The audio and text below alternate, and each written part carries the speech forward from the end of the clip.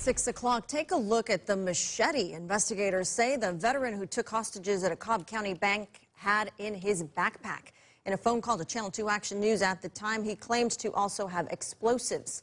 Now new at 6 o'clock, Channel 2 investigative reporter Mark Winnie is live at the bank on Windy Hill Road with new insight into the case and where it all goes from here. Mark?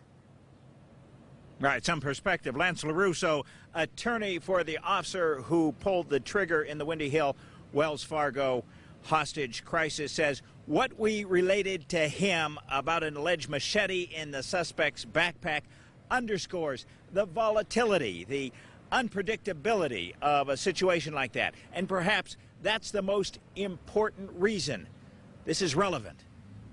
The GBI says while his backpack did not hold the bomb he claimed it did have something else potentially dangerous inside. The Bureau says investigators found a machete in the backpack Brian Easley had with him as he held two hostages in the Windy Hill branch of Wells Fargo Bank last month. GBI spokesperson Nellie Miles says investigators found the machete after a Cobb police SWAT operator fatally shot Easley. Now, we've heard of nothing so far to indicate Easley took the machete out of his backpack during the standoff. Ms. Miles says she's limited in what she could say about that because the GBI investigation into the incident is still underway. Though Cobb Police Major Dale Bullenbaugh told us he was in charge of the criminal investigation while the crisis was going on before the shooting. You were being updated regularly?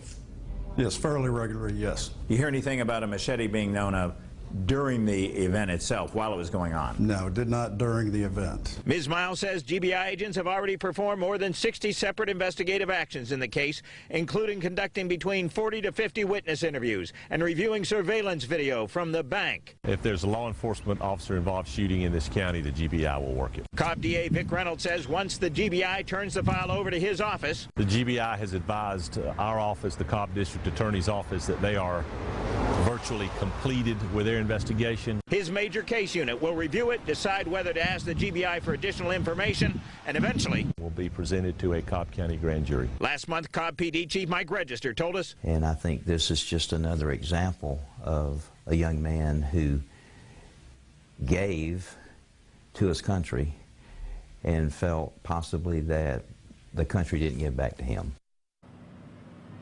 Now, Attorney LaRusso told us his client has cooperated fully with the GBI investigation. Now, via text, Calvin Easley seemed to suggest his brother may have had the machete with him for protection on the streets. Quote, he would never hurt anyone. He was taught to defend himself. Reporting live in Cobb County, Mark Winnie, Channel 2 Action News.